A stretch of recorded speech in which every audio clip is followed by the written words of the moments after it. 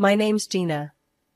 I'm 38 and I live and breathe the world of wedding dresses, running my own atelier salon here in the city. It's a good life, honestly. My husband, Alex, works as an architect, and we've got 2 kids, Sam and Olivia, both in grade school. They're a handful, but in the best way possible. But family? Now that's where it gets messy. You see, my in-laws are a mixed bag. I get along great with Alex's parents and his younger brother, Mike. But Carol, Alex's older sister, is another story. She's 42, been married 3 times, and she is in constant search of a 4th victim. If there were a way to handle her that didn't involve weekly headaches, I'd have found it by now. Let me paint you a picture of a typical family dinner, which will give you a taste of what I deal with. At my in-laws' house, a cozy, well-lit dining room buzzing with chatter. Alex's mom, sweet as ever, is bustling around, setting dishes on the table. Mike and his wife, Jane, are helping with the kids, keeping them entertained. Then there's Carol, draped dramatically on a chair, red wine in hand, voice loud enough to drown out the rest. Carol, waving her glass, says, "So, Gina, still playing dress up with those brides? When are you going to design something real, like haute couture or something?" I bite my tongue, focusing on dishing out some mashed potatoes. I've learned that engaging with Carol only fuels her fire. Mike chimes in, trying to change the subject. "Hey, Carol, heard you're planning another wedding. What's the lucky guy like?" Carol smirks. "Oh, you know, successful, rich, what you'd expect." "Not that you'd understand, little brother." Jane shoots me a sympathetic look. She's been in the trenches with me when it comes to handling Carol.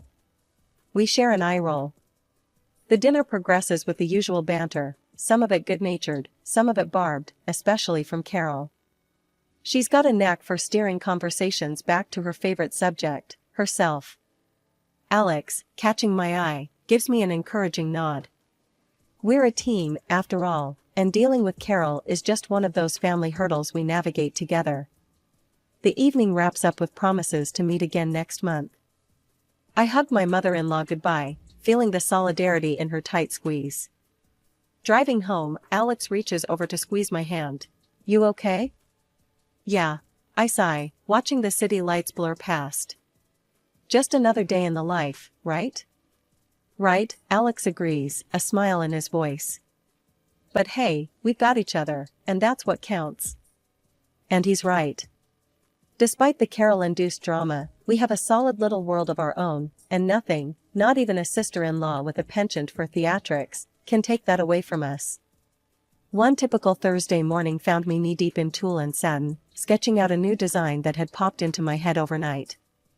The atelier was quiet, save for the soft hum of the sewing machine from the corner where my assistant, Lisa, was working on a rush order. That's when my phone buzzed, a call from Jane, my brother-in-law Mike's wife. "Hey Gina, guess what? You will not believe what I just heard." Jane's voice crackled with mischief over the phone. I leaned back in my chair, ready for a bit of gossip to break up the morning monotony. "Hit me. What's the latest?" "So, Carol's getting married again. 4th time's the charm, right?" Jane laughed, and I couldn't help but chuckle along. "Seriously? Again? What is it this time? Did she find another millionaire looking for a trophy wife?" I asked, half joking. "Bingo, some real estate mogul from out of town. She's planning the wedding of the century. Again. You're probably going to get the SOS for a dress soon, so brace yourself," Jane warned. I sighed, picturing the impending headache. "Well, thanks for the heads up. I guess I should start stocking up on aspirin and patience." Just then, Lisa piped up from her sewing station, having overheard parts of the conversation. Not Carol again. Her last dress was a nightmare to adjust. Remember how she kept changing her mind about the lace? "Yeah, I remember," I replied, rubbing my temples just thinking about it. "Well, let's just hope she finds another designer this time around." But fate, and Carol, had other plans. No sooner had I hung up with Jane than the front bell of the atelier tinkled, announcing a visitor. Speak of the devil, and she shall appear. Carol, draped in a designer scarf and oversized sunglasses, strutted into my shop like she owned the place. Her mother, Helen, followed behind, her expression apologetic. Gina, darling, I need your magic hands again. We have a wedding to plan. Carol announced loudly, removing her sunglasses and looking around the atelier with barely concealed disdain. I forced a smile, masking my reluctance. Carol, congratulations on the engagement. But are you sure you want to go through the dressmaking process with me again? It was quite a ride last time. Oh, come on, who else in this town can handle my exquisite taste? Plus, you owe me a favor for not completely ruining the last dress. Carol quipped, her laugh sharp and short. Helen gave me a pleading look. Gina, dear, I know Carol can be a bit much, but we would really appreciate your help. You know, family. Yeah, family, I echoed, the word tasting sour in my mouth. All right, Carol. Let's see what we can do. But this time, we're doing things my way. Agreed? Carol pursed her lips, clearly not pleased with the conditions, but nodded anyway. Fine, but I have specific ideas this time. It needs to be spectacular. More spectacular than the last three. As they left, I turned to Lisa, who was smirking. What did I do to deserve this? Lisa shrugged, her eyes twinkling with sympathy. Who knows? But hey, if anyone can handle Carol's craziness, it's you. The rest of the day passed in a blur of fabric and sketches, but Carol's impending fourth wedding, and the gown that would surely be a thorn in my side, loomed large in my thoughts. The following week, true to her word, Carol stormed into my atelier with a thick folder under her arm and a fiery determination in her eyes. Her mom, Helen, tagged along, her smile tight, like she was bracing herself for the hurricane that was her daughter. All right, Gina, I've been all over Pinterest and Instagram. I know exactly what I want this time. It's going to be bold, beautiful, and a bit scandalous, Carol declared, slamming the folder onto my work table and flipping it open to reveal a collection of the most over-the-top wedding dress designs I'd ever seen. I took a deep breath, skimming through her pics. Carol, these designs, they're quite youthful. Are you sure this is the route you want to go down? What's that supposed to mean, Gina? You think I can't pull off these styles? Is that it? Carol snapped, her voice sharp. No, it's not that.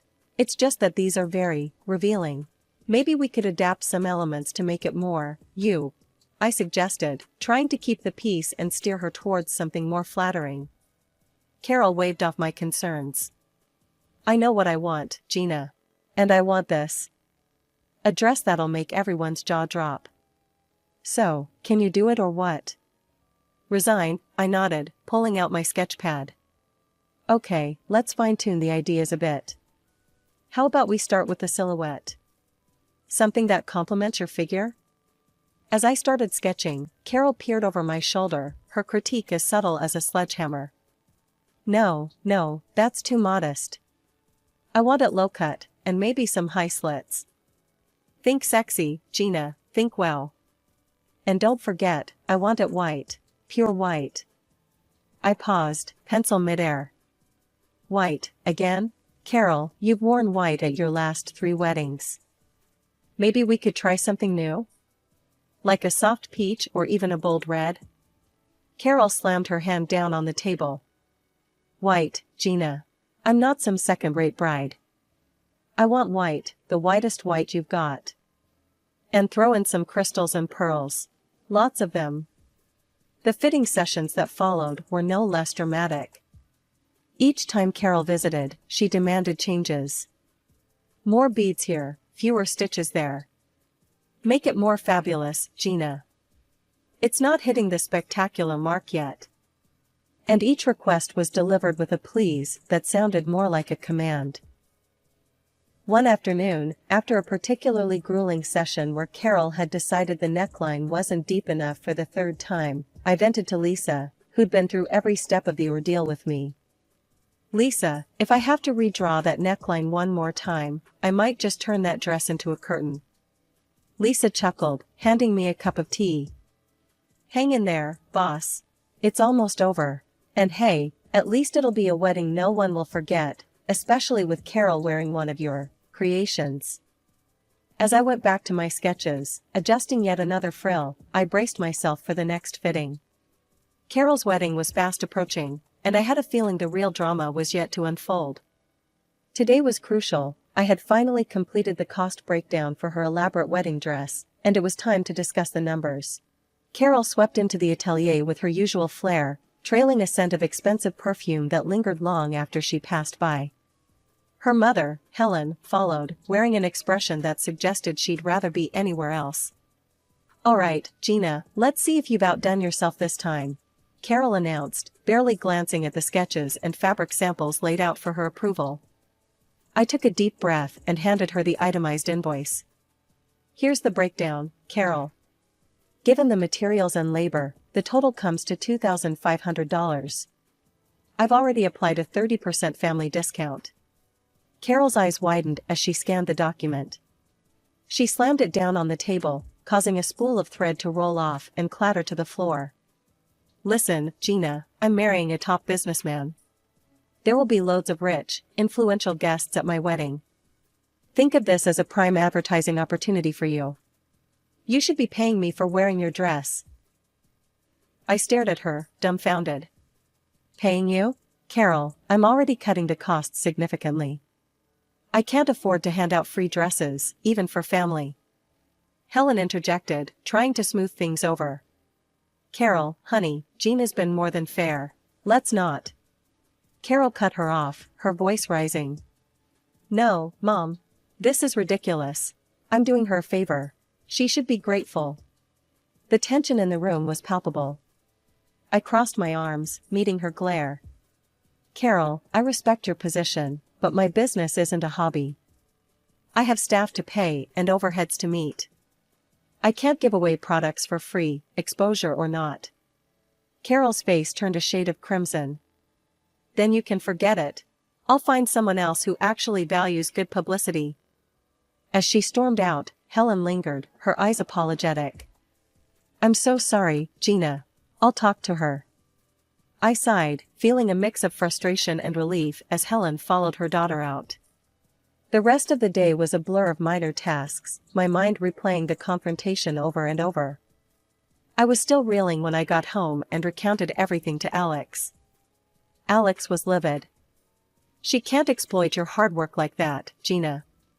It's not fair to you or your employees." Later that evening, just as Alex and I were about to turn in, my phone rang.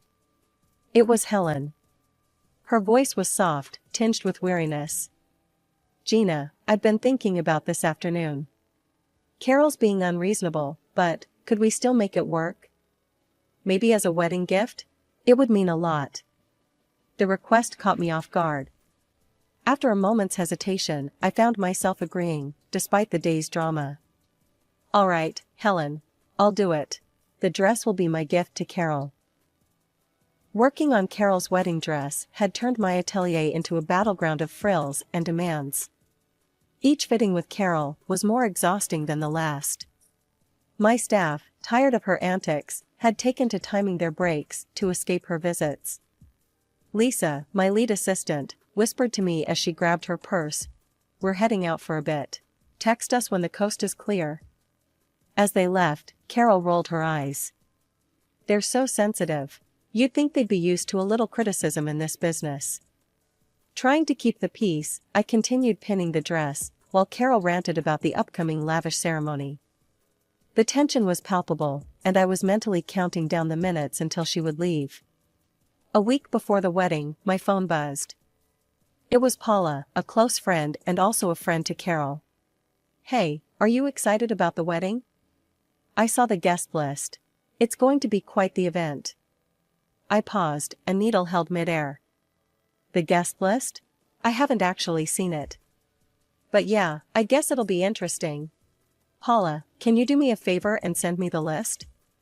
Just curious about who's attending." Sure thing, I'll email it to you now, she replied before hanging up. When the email pinged through, I scrolled through the names, my confusion turning to disbelief. My name was nowhere on it. I wasn't invited. The realization stung more than I expected. Later that evening, I brought it up with Alex. His brow furrowed as he listened. She didn't invite you? After all the work you put into this? Apparently not, I muttered, feeling a mix of anger and humiliation.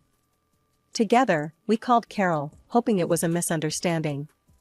But the conversation quickly spiraled. Carol, we noticed Gina isn't on the guest list. There's been a mistake, right? Alex asked, his voice tense. Carol's laughter crackled through the speaker. No mistake. Gina's just the seamstress, why would she be at the wedding?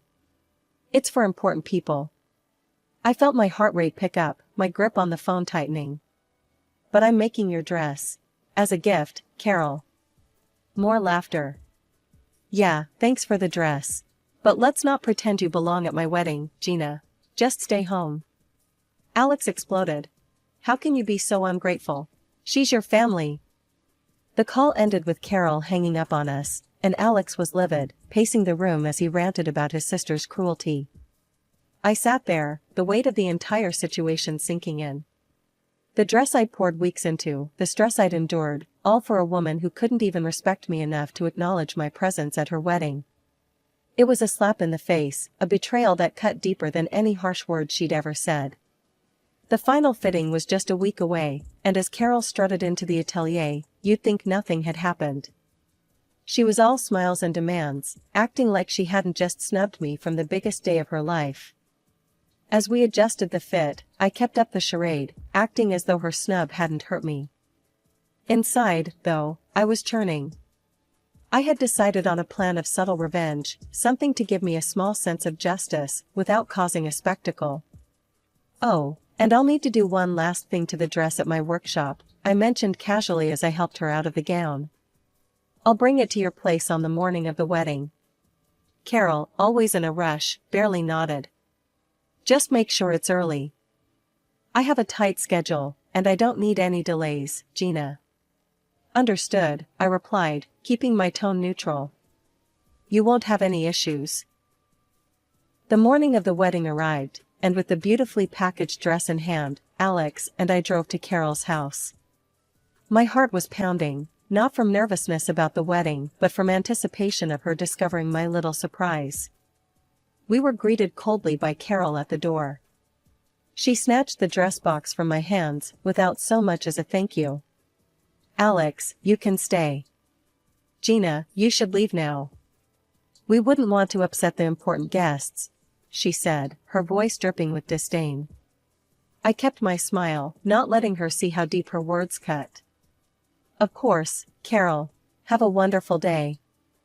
Alex looked at her, anger flaring in his eyes, but he squeezed my hand and chose to leave with me. As we walked back to the car, I felt his support bolstering me.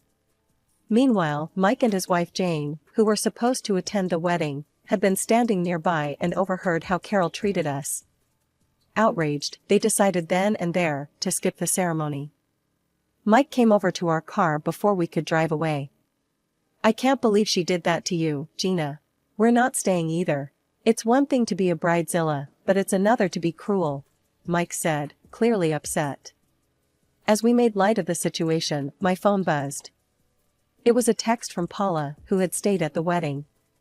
Something's going on. Carol looks furious. Did you do something? The text read. I couldn't help but smirk. Nothing much. Just gave her a little wedding gift. Alex and I had just settled down with our morning coffee, the house finally quiet, when a sharp ring of the doorbell shattered the calm. We exchanged weary looks, something in the air told us the day wasn't over just yet. I opened the door to find Carol standing there, red-faced and seething, clutching a simple piece of cloth. Her mother, Helen, stood beside her, a mix of embarrassment and frustration on her face, and Carol's fiancé, a tall, stern-looking man, hovered in the background, his expression grim. What is this, Gina? Carol thrust the cloth at me as if it were evidence in a trial. Explain this now. I took a deep breath, my resolve firm. That's your wedding dress, Carol. With your arrogance and the way you've treated everyone, that piece of cloth is more than generous. Her face twisted with fury, Carol stepped closer, her hand raised as if to strike. You've ruined my wedding. I should. Helen caught her daughter's arm midair, holding it tightly. Carol, stop this right now. Violence isn't going to solve anything. The fiancé finally spoke, his voice cold and decisive. I can't do this, Carol. You're crazy, your tantrum made that clear. The wedding is cancelled. He turned, starting to walk away. No, please don't leave. Carol's voice cracked, a mix of anger and desperation, but he didn't stop, didn't even look back as he walked down the driveway and disappeared around the corner. Carol, left standing with just her mother, turned her wrath back to me. Look what you've done. You're happy now? You ruined everything. Before I could respond, she spun on her heel and stormed off, her mother hurrying after her, casting an apologetic look back at us. Closing the door, I leaned against it, feeling Alex's hand on my shoulder. Are you okay? He asked. Yeah, just shaken, I admitted, and we moved back to the living room, trying to process the rapid unraveling of the evening. It wasn't long before my phone rang. I answered to hear Jane on the other end, her voice urgent. Gina, you won't believe it. Carol's refusing to pay the wedding organizers now, and it's turned into a huge mess. They've called the police. My heart sank. Oh no, that sounds awful. Did they really have to call the police? Yes, she was causing a scene, screaming at them, demanding her money back since the wedding didn't go through. It escalated quickly, Jane explained. As I hung up, I sat down heavily, the guilt gnawing at me. Maybe I went too far, Alex. This all feels like it's spiraling out of control. Alex sat beside me, taking my hand. You stood up for yourself, Gina. Carol's behavior has been out of line from the start. This is on her, not you. Despite his words, I couldn't help but feel a pang of sympathy for Carol. She was family, after all, difficult as she was. After the tumult of Carol's would-be wedding day, life slowly returned to a semblance of normalcy, but the dynamics within our family had undeniably shifted. Alex and I had stopped all communication with Carol. The fallout was more than just a cancelled wedding, it had opened our eyes to deeper, more systemic issues within our family that had been ignored for too long. One quiet Sunday morning, Helen came over for coffee. The atmosphere was tense as she walked in, but her first words broke the ice. I wanted to say, I'm not upset with you, Gina. If anything, I'm to blame for how Carol turned out. I've always given in to her, ever since she was little. It's hard to admit, but I've spoiled her. I poured her a cup of coffee, and we sat at the kitchen table, a light breeze fluttering the curtains. Helen, you can't blame yourself for Carol's choices. She's an adult, and at some point, she has to take responsibility for her actions. Helen sipped her coffee, her eyes sad. You're right, Gina. It's just hard, you know? She's my daughter, and I hate seeing her make these mistakes. I reached over and squeezed her hand. I know, and it's clear how much you love her. But enabling her hasn't helped. Maybe now she'll realize she needs to change. The conversation shifted as Helen updated us on the latest rumors swirling around Carol. Apparently, she had racked up considerable debts, banking on a lavish wedding to a wealthy groom to solidify her financial and social standing. Now, with the groom out of the picture and the wedding cancelled, she was reportedly hiding from creditors. It's a mess, Helen confessed, shaking her head. She's staying low, trying to figure things out. I just don't know what she's planning to do about all the money she owes. Alex, who had been listening quietly, finally spoke up. Mom, it's a tough situation, but maybe facing these consequences will be good for her in the long run.